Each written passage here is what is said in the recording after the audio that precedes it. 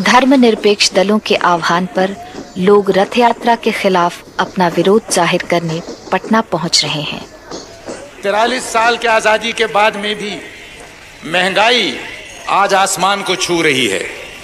बेकारी आज करोड़ों नवयुवकों की है।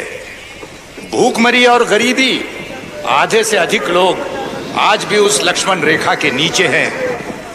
यहाँ पर निरक्षरता, बीमारी चारों तरफ फैली हुई है। मगर मालूम होता है पिछले कुछ महीनों से कि मानो इस देश में इनमें से एक भी समस्या ऐसी है ही नहीं। एकमात्र समस्या अगर कोई है तो वो है मंदिर और मस्जिद की।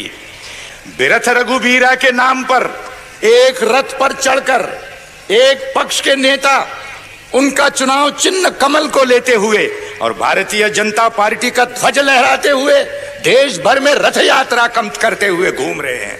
तो ये किस लिए घूम रहे हैं? बीजेपी के लिए वोट बटोरने के लिए।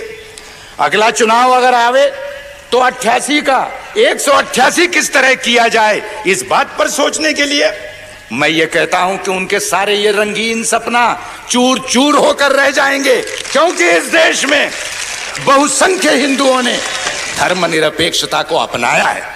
अगर आज ये भारत एक धर्मनिरपेक्ष देश के रूप में है, इसका बहुत बड़ा श्रेय इस देश में बसने वाले 85% हिंदुओं को बेशक जाता है। लेकिन न महात्मा गांधी, न जवाहरलाल नेहरू, न फांसी के तख्त पर लटकने वाले हमारे वो सैकड़ों तमाम जो शहीद हुए, उनमें से एक ने हिंदू राष्ट्र के लिए अपनी जान नहीं दी। इस बात को भुलाया नहीं जा सकता है। मगर ताज्जुब की बात है, हट है, मंदिर वहीं बनाएंगे और मस्जिद तोड़ करके ही बनाएंगे। इसमें राम की मर्यादा है। अयोध्या राम का जन्म स्थल है, माना। यह बात हिंदुओं का एक विश्वास, उनकी अस्मिता का सवाल है, इस बात को मैं मानता हूं। पर मैं ये कहता हूं कि मुझे कोई कह दे, अडवाणी जी या कोई और, कि अयोध्या का वो कौन सा चप्पा जमीन है कि जो राम की याद से पवित्र नहीं, ये मुझको वो कह दे। अयोध्या के कहीं भी जाकर के आप मंदिर बना लीजिए। हम में से हर किसी ने 1000 बार इस बात को मंजूर किया कि मंदिर आप बनाएं, बेशक अयोध्या में बनाएं, बेशक भव्य बनाएं, मगर यह हट न करे कि मस्जिद टूटने पर ही वो मंदिर बनेगा। ये हट न करे। हम में से कोई लाल झंडे मानने वाले हो या कोई और भी हो, हम सब धर्मों की श्रद्धा करते हैं। एक धर्म की अस्मिता और अहंकार के नाम पर दूसरे धर्म की अस्मिता और आस्था आप तोड़ नहीं सकते। इस बात को ध्यान में रखिए। दोस्तों, हिंदू धर्म में सहिष्णुता है, असहिष्णुता भी है, मानवता भी है और जात पात की व्यवस्था भी है।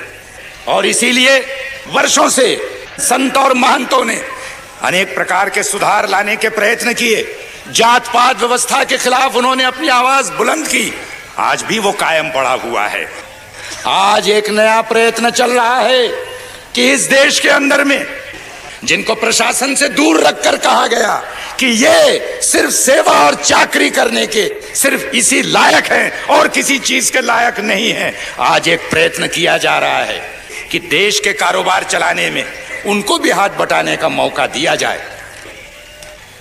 लेकिन वही ताकतें जो हिंदू धर्म के अंदर कठमुल्लापन कायम रखना चाहते हैं, झंडा लहराकर मस्जिदें गिराना चाहते हैं, वही लोग इस देश के अंदर में वर्णाश्रम और जात पात के नाम पर भी जो है तो आज कस्में खा रहे हैं और उसके प्रयत्न कर रहे हैं। इनके चेहरों को देख लो, इनको पहचान लो, इनकी मनोवृत्ति को समझ लो। और इसलिए मैं कहूंगा कि यहां पर ये सारी लड़ाइयां एक तरह से जुट गई हैं कि मस्जिद कायम रहेगी, मंदिर जरूर बनेगा। इतना ही कहते हुए मैं अपनी बात को समाप्त करता हूं।